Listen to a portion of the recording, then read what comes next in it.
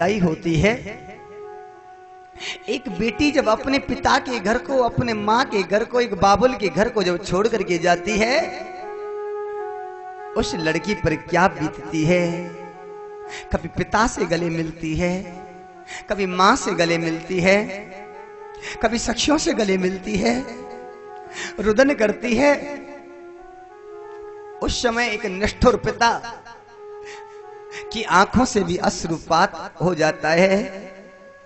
वहां जितने भी व्यक्ति होते हैं सबकी आंखों से केवल आंसू ही निकलते हैं। उस समय लड़की हाथ जोड़ करके केवल एक ही प्रार्थना करती है कि बाबुल,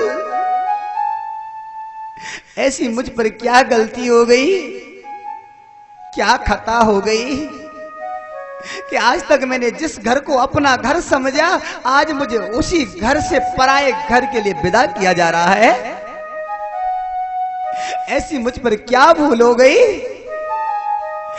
ऐसा मैंने क्या अपराध कर डाला, आज मुझे पराये हाथों में दिया जा रहा है। पिता का कलेजा फटता है कि आज मेरी बेटी मेरे घर को सूना करके चली जाएगी। लेकिन प्रेमी सज्जनों, जब एक भाई अपनी बहन को गोद में लेकर के जब विदा करता है, आज भाई की आंखों से आंसुओं की धारा बहने लगती है। और जब एक बहन अपने भाई की गोद से जब छोड़ती है तो गाय की भांत डगराती है। बार बार अपने बाबुल के घर को निहारती है, बार बार मुड़ मुड़ के अपने बाबुल के घर की ओर में देखती है और एक ही प्रार्थना करती है कि बाबुल, जरा मेरा ध्यान रखना, मुझे भूल मत जाना, मुझे अपनी यादों से दूर मत करना, मुझे अपने हृदय से दूर मत करना। एक भाई सोचता है कि जिस आंगन में हम दोनों बहन भाइयों की किलकारियां गूंजा करती थी, आज उस आंगन में से मेरी बहन मुझको अकेला छोड़ करके जा रही है। एक भाई का कलेजा फटता है। प्रेमी सज्जनों, जैसे ही लड़की जब डोली में बैठ के एक कदम रखती है, एक दहाड़ लगाती है कि बाबुल, ओ बाबुल, ओ बाबुल।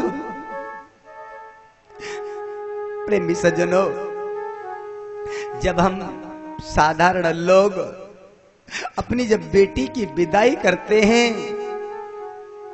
तब हमारे दिल पर क्या गुजरती है।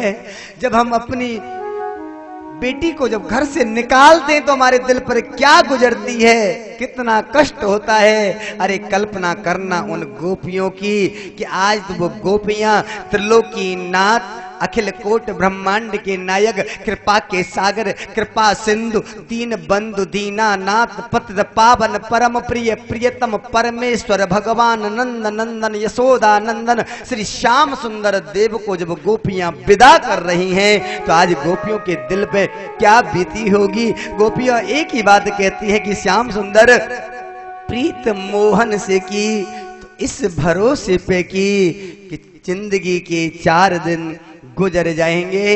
हे श्याम सुंदर, हमें क्या पता था कि एक दिन तुम हमें इस प्रकार से रोते हुए छोड़ करके चले जाएंगे।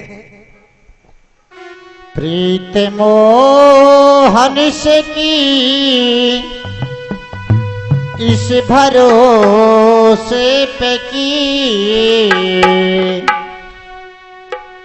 4 दिन जिंदगी के गुजर जाएंगे। 4 दिन जिंदगी के गुजर जाएंगे। 4 दिन जिंदगी के गुजर जाएंगे। 4 दिन जिंदगी के गुजर जाएंगे। प्रीत मोहन से की इस भरोसे पे की प्रीत मोहन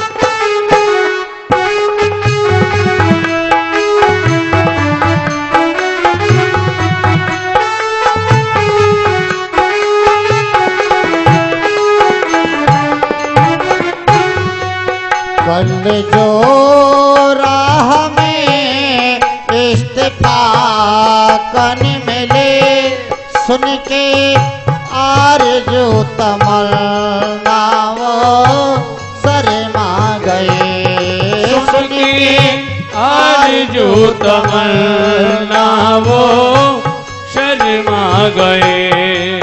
मुस्कुरा के कहा रास्ता छोड़ दो, मुस्कुरा के कहा रास्ता छोड़ दो।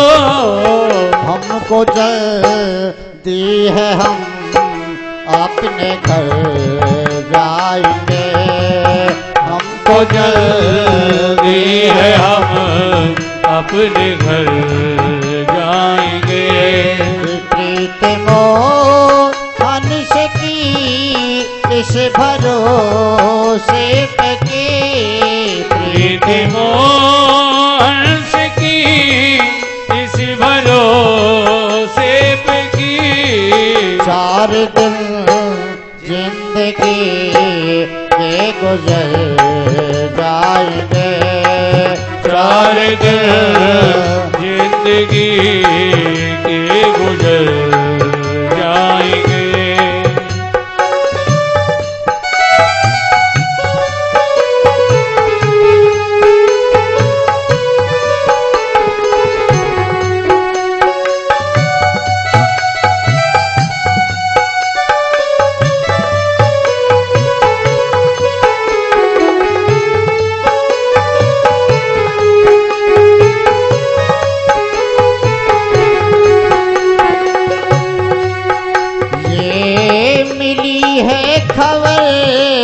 घर से निकले हैं शाम, मिली है खबर घर से निकले हैं शाम। अबे जाने न जाने किधर जाएंगे। अब जाने न जाने किधर जाएंगे। बेवा वफा है तो वो मेरे घर आएंगे। वफा है तो वो मेरे घर आएंगे। बेवफा है तो को वे जाके घर जाएंगे। बेवफा है तो को वे जाके घर जाएंगे। प्रीत मोहन से की इस भरोसे पे की।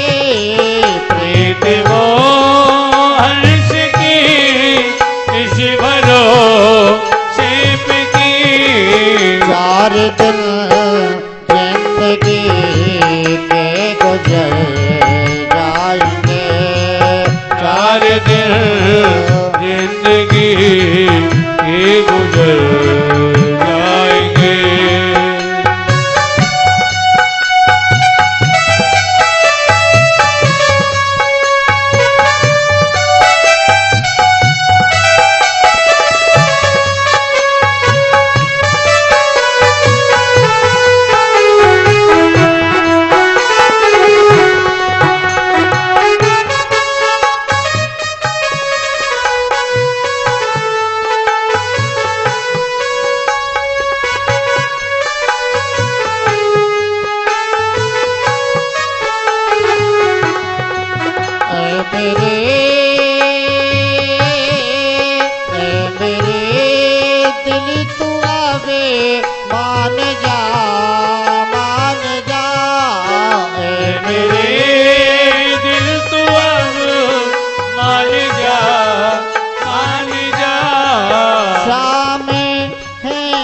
वफा इनसे दिल ना लगा। श्याम है बेवफा इनसे दिल ना लगा। हाँ वो आएंगे आकर चले जाएंगे। वो आएंगे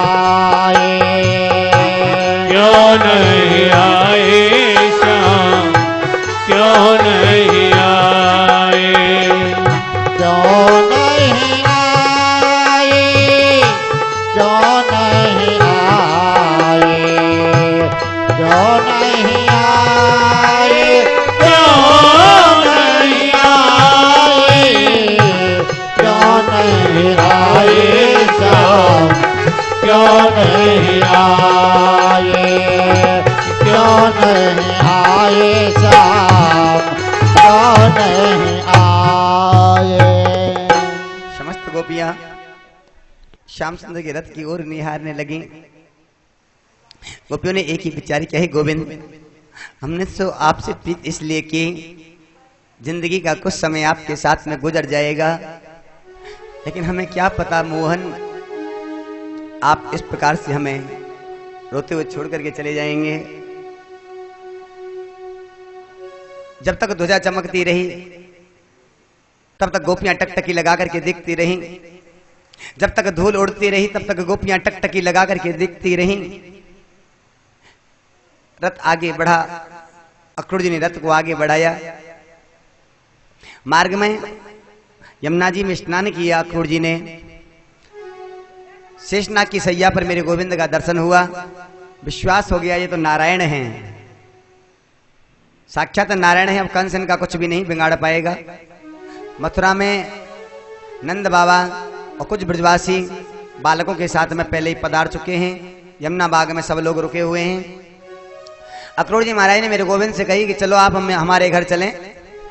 मेरे गोविंद बोले काका जी आप हमें यहाँ उतार दो यमुना बाग में, हम अपने बाबा के पास पहुंचे, हम बाद में तुम्हारे घर जरूर आएंगे, लेकिन अपने कार्य पहले पूरा करें। अब मेरे गोविंद बाबा के पास गए, कुछ ब्रजवासी बालकों को साथ में लिया मेरे गोविंद ने। मेरे गोविंद बोले चलो भैया लालाओ मथुरा नगर को देख के आमे कैसा सुंदर है। नंद बाबा बोले लाला चले तो जाओ, ये वृंदावन ना है जी मथुरा है, थोड़ो ध्यान राखियो, काऊ तो उदम मत करियो, कुछ चीज मत लियो, कोई चीज मत खरीदियो। कन्हैया की बात, कन्हैया बोले बाबा एक बात बताओ, काऊ तो नहीं बोले, बोले बिल्कुल नहीं, मजाक मत करियो, काऊ तो गाली मत दियो, काऊ है कहीं काऊ तो गाली दे दे में। और जबकि गोविंद और उनको तो आदत पड़ी हुई है, बोले भैया हमारे ब्रज की तो कुछ पहचान है, बगैर गाली की तो पहचान ही ना हुई। हेलंत बोला बचनंत गाली, करील वृक्ष और कूपजल खारी। हेलंत बोला, हमारे ब्रज की चार पहचान बड़ी मुख्य हैं। हेलंत बोला, हेलान की बोली रे, जैसे काऊ बुलाना होए, सामने अगर काऊ कोई भैया बैठे हो, भैया काऊ को नाम लेके बोले सतीश जी, आवाज लगाओ सतीश हो, लंबी आवाज। हेलंत बोला, बचनंत गाली, बात बात में गारी, बोलेंगे पीछे पहले गारी देंगे।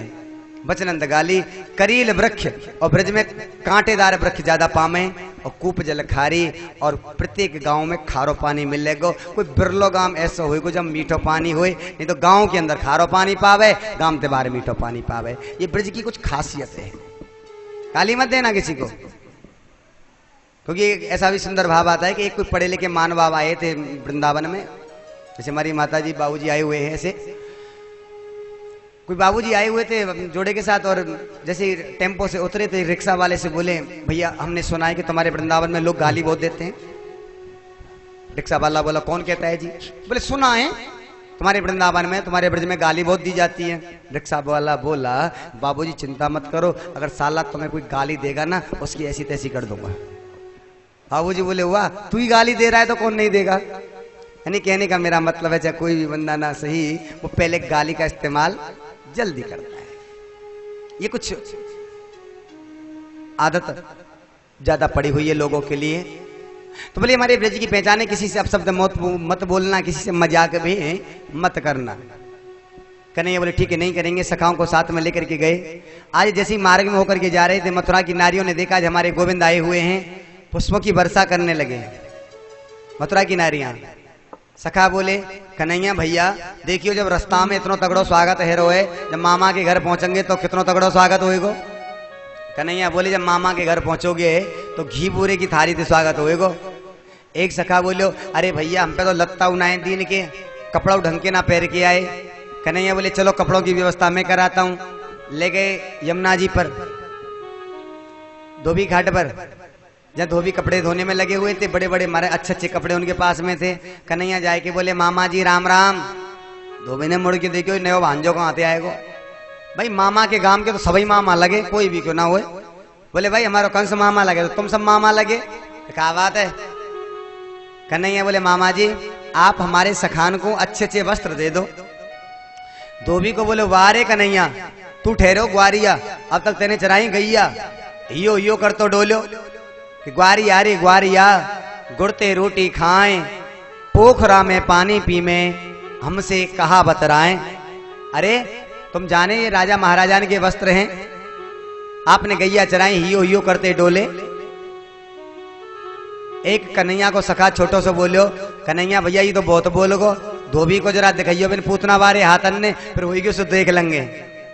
तुरंत मेरे कन्हैया ने कही धोबी से मामा जी त्रेता युग ना है जो तेरे कहवे से मैंने पत्नी को छोड़ दियो, ये द्वापर युग है। तुरंत महाराज मेरे गोविंद ने एक तमाचा मारो धोबी को उद्धार है गो। बच्चे को जो धोबी ने सोची भैया कहाँ भयो भटकना सो कहाँ चलो, बोले पूतना मारे व्यवहार आएगो, पूतना मारे व्यवहार आएगो, पूतना मारे व्यवहार आएगो। बच्चे को धोबी ने लत्तन की पोटली फेंक दी, मर भी थे बढ़िया भग चलो यहाँ से। सब के सब धोबी भाग गए। मेरे कन्हैया बोले सखाओ ले लो वस्त्र ले लो, अच्छे अच्छे वस्त्र ले लो।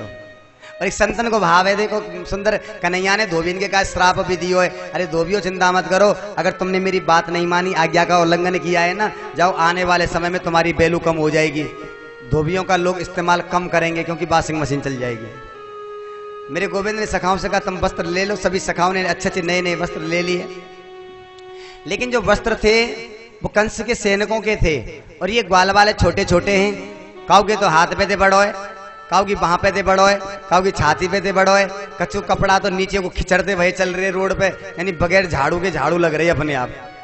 एक सखा बोले भैया ये तो कुछ मंगेनू से लगे, क्योंकि उतरन कपड़ा अलग ही पहचानता है, या तो उतरन कपड़ा होगा वो ढीला ज्यादा होगा, या उतरन कपड़ा होगा वो टाइट ज्यादा होगा, फसेमा ज्यादा होगा, या उतरन ज्यादा होगा ढीला। बोले मारे ढीले ज्यादा है, देखो मंगेनू से लगे ना, जरा टाइट कराओ। मेरे गोविंद गए दर्जी के पास, दर्जी ने देखा कि पुतना को मारे व्यवहार आएगो, पहले ही मारे मशीन लेके बिल्कुल तैयार बैठे, आओ गोविंद फिटिंग में करूं। जैसी नपानो ले लेके जो सखा जितना बड़ो बाकी हिसाब से फिटिंग कर दी। मेरे गोविंद ने दर्जी के लिए आशीर्वाद दिया है, दर्जियों चिंता मत करो, आने वाले समय में तुम्हारी वैल्यू बहुत बढ़ जाएगी, यानी कलयुग में दर्जियों की वैल्यू बहुत होगी। अगर कपड़ा 100 रुपए का आएगा सिलाई 200 रुपया जाएगी, तुम्हारी बहुत वैल्यू होगी आने वाले समय में, आशीर्वाद दिया है। आगे गए, एक सुदामा नाम के माली थे, मेरे गोविंद के परम भक्त थे, माला बनाने का काम करते थे। ब्रजवासी बोले कन्हैया वस्त्र तो मिल गए, फिटिंग भी हो गई, लेकिन और कमी है। बोले कहा कमी है, जब तक ब्रजवासी के गले में बढ़िया सुंदर पुष्पन की माला नाए होए तब तक आनंद नाए आवे। मेरे गोविंद बोले चलो, हमारे एक बहुत प्रेमी हैं माली जिनका नाम है सुदामा, चलो उनके पास। वहां गए, सुदामा नाम के माली से कही अरे भैया हमें पुष्पमाला चाहिए। सुदामा माली बोले कि प्रभु मैं अपने हाथों से पहनाऊंगा। कन्हैया बोले हम तैयार हैं, लाओ पहना दो। सुदामा नाम के माली ने कन्हैया बलराम जितने भी सखा थे सबके गले में पुष्पमाला पहनाई। कन्हैया ने उनके लिए भी आशीर्वाद दिया, तुम कलयुग में खूब फलीभूत होंगे, खूब आनंद आएगा, पुष्पों से ही आप तुम जीवन निर्वाह करोगे। आगे बढ़े, कन्हैया के सखा बोले भैया भाई और कमी है। बोले कहा कमी है, जब तक ब्रजवासी के माथे पे चंदन ना हो तब तक आनंद ना आवे, चंदन की व्यवस्था होनी चाहिए। सामने देखा एक स्त्री जो 3 जगह से टेढ़ी काली कलूटी हाथ में चंदन का कटोरा लेकर के हमारे कंस के यहाँ बिलेपन का काम करती है, जो जा रही है। कन्हैया ने कहा अरे ओ सुंदरी। स्त्री रुकी, बोली अजी आप मुझसे कह रहे हो का? बोले जी हाँ आप ही से कह रहे हैं। कन्हैया बोले आप कौन हैं? स्त्री ने जवाब दिया, कहा श्याम सुंदर मैं दासी हूं महाराज कंस की, दास्य समहम सुंदर कंस सम्मताम त्रिवक्र नामा यनुलेप कर्मणि। मैं दासी हूं महाराज कंस की। बोले क्या नाम है? बोले सैरंद्री। पक्का जो मेरा नाम है वो है सैरंद्री। 3 जगह से टेढ़ी हूं इसलिए लोग मुझे त्रिवक्रा कहते हैं और कुछ लोग मुझे कुब्जा भी कहते हैं। मेरे 3 नाम हैं, सैरंद्री, कुब्जा और त्रिवक्रा, मेरे 3 नाम हैं। मेरे गोविंद बोले देवी आप हमारे चंदन लगा दोगी? बोले मैं अपने हाथों से लगाऊंगी। बोले लगा दो। कन्हैया बलराम ग्वाल वाला सबके चंदन लगायो। एक सखा बोले कन्हैया ते भैया या को कुछ दे दे। ये मथुरा है, मथुरा वृंदावन किसी तीर्थ में जाएं, जब कोई चंदन लगावे तो बागो दक्षिणा दी जाए। कन्हैया बोले मेरे पास में तो कुछ है भी ना है, मैं कहा दूं। एक सखा बोलो भैया या को पैसा की जरूरत ना है, जा में जो कमी हो वह पूरी कर दो। बोले मुझे तो खूब बढ़िया लग रही है, कोई कमी ना है। एक सखा बोले तो दिखे ना है, फुट गई है तेरी जी, 3 जगह से टेढ़ी है या सूदी कर दे। कन्हैया बोले चलो ठीक है जब तुम कह रहे हो तो। कन्हैया ने अपने पैर से कुब्जा के पैर को दबायो, एक हाथ पीछे की साइड में लगायो, एक हाथ ठोड़ी के नीचे लगायो। जैसे ही कन्हैया ने दियो एक झटका, है गई सीधम सटका और खेचन लागी पटका। अब तो श्याम सुंदर की पटका ये खेचे में लगी, चलो श्याम सुंदर मेरे घर। श्याम सुंदर बोले चिंता मत करे, मैं तेरे घर जरूर आऊंगा, लेकिन अपने कार्य को पूरा करके आऊंगा, आपके यहाँ जरूर आऊंगा। वचन दिया है कुब्जा के लिए। कुब्जा अपने घर पधारी। इधर मेरे गोविंद दाऊ दादा के साथ में यज्ञशाला में प्रवेश करते हैं, जहाँ एक धनुष रखा हुआ है बहुत सुंदर। करेण बामेन सलील मुद्रितम सज्जम चकृत्वा निमिषेण पश्यताम। सभी के देखते देखते खेली खेल में बाएं हाथ से उस धनुष को उठाए लियो, भवंज मध्य बीचों बीच में से धनुष को तोड़ दिया। जैसे ही धनुष टूटा पृथ्वी कांपने लगी। महाराज कंस का जो छत्र था वो टूट के गिर गया। अपशकुन होने लगा। कंस को पक्का ज्ञात हो गया कि अब मेरी मृत्यु निकट है, क्योंकि ये जो धनुष था कंस के पास, ये भोले बाबा ने दिया था। और भोले बाबा ने कहा था कि कंस इस धनुष को कोई तोड़ नहीं सकता, और जो इस धनुष को तोड़ देगा वो तुझे छोड़ नहीं सकता। का विश्वास हो गया। कुबलिया पीड़ नाम की हाथी को मदरा का सेवन कराया, शराब पिला के दरवाजे पे खड़ा कर दिया। कन्हैया बलराम दोनों आए, दोनों ने आकर के कुबलिया पीड़ नाम की हाथी का उद्धार किया। भाई एक बात बताओ, जिस मदरा पीने वाले को अपना ही होश नहीं रहता, दूसरे व्यक्ति का क्या होश रखेगा? शास्त्र कहता है कि जिस घर में मदरा पी जाती है, शराब पी जाती है, शराब पीने वाले लोग रहते हैं, उस घर में कलयुग का वास होता है। शराब पीने वाले को अपना ही होश नहीं रहता, उसे ये नहीं पता मैं क्या कह रहा हूं, क्या बोल रहा हूं, दूसरे का क्या ख्याल रखेगा। शराब वो चीज है, मदरा का सेवन करने से तो कन्हैया का वंश भी नष्ट हो गया था। यदुवंश को श्राप जरूर लगा, लेकिन यदुवंश को नष्ट होने से पहले यदुवंशियों ने आपस में मदरा का सेवन किया था। मदरा का सेवन करने से जब यदुवंश नष्ट हो सकता है, तो प्रेमी सज्जनों आपका और हमारा घर नष्ट क्यों नहीं होगा। शराब पीने वाले को ध्यान रखना, नशा करने वाले को, जो व्यक्ति नशा करते हैं, शराब पीते हैं, सबसे पहले शरीर से गिरते हैं, पैसे से गिरते हैं, पत्नी की नजरों में से गिर जाते हैं, रिश्तेदारों की नजरों में गिर जाते हैं, और तो और कभी कभी रोड पे भी गिरते हैं, और कभी कभी नाली में भी गिर जाते हैं। जीवन बर्बाद हो जाता है प्रेमी सज्जनों। इसलिए नशा बहुत बुरी चीज है। नशा तो नशा ही है भैया, वो कोई भी नशा क्यों ना हो, वैसे नहीं करना चाहिए। राम सुखदास जी महाराज ने देखो कितना सुंदर लिखा है नशा के ऊपर, नशा मुक्ति के ऊपर। पर ठीक है, जो करते हैं उनकी मर्जी है, लेकिन नहीं करना चाहिए, शास्त्र का यह प्रमाण है। नशा करने वाले को अपना ही होश नहीं रहता है। तो एक देखो दृष्टांत आता है, मैं एक दृष्टांत बताऊं। एक शराब पीने वाला व्यक्ति था। शराब पी के एक दिन हनुमान जी के मंदिर में गया। हनुमान जी की मूर्ति खड़ी थी सामने, शराब में वो टोल था पी करके। शराबी शराब पी के हनुमान जी के सामने गया और जाके बोला, आए हनुमान, एक 50 का नोट दे, नहीं तेरी गदा को तोड़ दूंगा, गदा को तोड़ दूंगा। पुजारी जी ने सोचा कहीं ऐसा ना हो कि शराबी है, कहीं वास्तव में गदा को तोड़ दे, मूर्ति खंडित हो जाएगी। पुजारी जी थोड़े से चालाक थे, मूर्ति के पीछे गए, पीछे जाकर के 50 की नोट दिखा दी। शराबी ने 50 की नोट ले ली, बोला अच्छा थैंक यू, कल फिर मिलेंगे, चला गया। दूसरे दिन फिर आ गया शराब पी के। शराब में धत्त होकर के फिर आया हनुमान जी के सामने, आगे बोला, अरे हनुमान, एक 50 की नोट से काम नहीं चलता, एक 100 की नोट दे, नहीं तेरी गधा तोड़ दूंगा। पुजारी ने देखा ये खूब पल्ले पड़ा, अगर मैं इसको दक्षिणा नहीं दूं, पैसा नहीं दूं, तो गधा को तोड़ देगा, मेरी मूर्ति खंडित हो जाएगी। पुजारी जी हनुमान जी की मूर्ति के पीछे खड़े हो गए, बगल में से एक 100 की नोट दिखा दी। शराबी ने वो 100 की नोट ले ली, बोला अच्छा थैंक यू, कल फिर मिलेंगे। तो पुजारी ने समझा कि कल लाया, कल 50 की मांगी, आज आया, आज 100 की मांगी, कल लाएगा पूरा 500 मांगेगा। तीसरे दिन वो शराबी शराब पी के फिर आया हनुमान जी के मंदिर में। पुजारी जी ने क्या किया, हनुमान जी की मूर्ति के सामने पर्दा लगा दिया, और बाहर छोटे छोटे गोपाल जी, सालिग्राम जी रख दिए, गोपाल जी आदि रख दिए। अब आया शराबी, अरे हनुमान, आंख खोली, सामने देखा हनुमान नहीं है, गोपाल जी बैठे हुए थे। शराबी ने समझा कि हनुमान जी घूमने गए हैं और अपने बालक ने छोड़ गए यहाँ, छोटे छोटे बालक बैठे। शराबी बोला, अरे बालक तुम्हारा बाप कहाँ गए हुए? अब गोपाल जी का हाथ ऐसे करके है, कुछ उंगली आगे की तरफ में हो रही है। शराबी ने समझा कि बालक कह रहा है कि पापा सामने गया है। अब तुम्हारा वो शराबी ना नाक के सूत चल दियो, चल तो दूसरे गांव में पहुंच गो। बागाम में बस शराबी की ससुराल थी, ससुराल में पहुंच गया। उधर से सासू माँ आ रही थी। ओहो, सासू माँ ने देखो कि मेरे जमाई आयो, मेरा मेहमान आयो है। और सासू तो सासू ही रहे में, सास बेटा पे प्यार करे चाहे ना करे, पर जमाई पे बहुत ज्यादा प्यार करे। जमाई आ जाए तो फिर देखो सास फूल के लट्टू है जाए महाराज। ओ मेरे जमाई आयो, मेहमान आयो, जब जी धरूं जी करूं का करूं, फिर तो आगे पीछे देखो महाराज। बेटा की नहीं सुने, फिर तो बेटा की परवाह नहीं हो, सास की जमाई के आगे पीछे कहाँ दे दूं, कहाँ उठा लूं, कहाँ धर लूं। सास की हाथ जमाई और बहन की हाथ भाई। बहन जितना भाई से प्रेम करती है, उससे ज्यादा सास जमाई से प्यार करती है। अब तो सास माँ जमाई को दुलारवे लगी, करवे लगी। शराबी बोला, तू कौन है?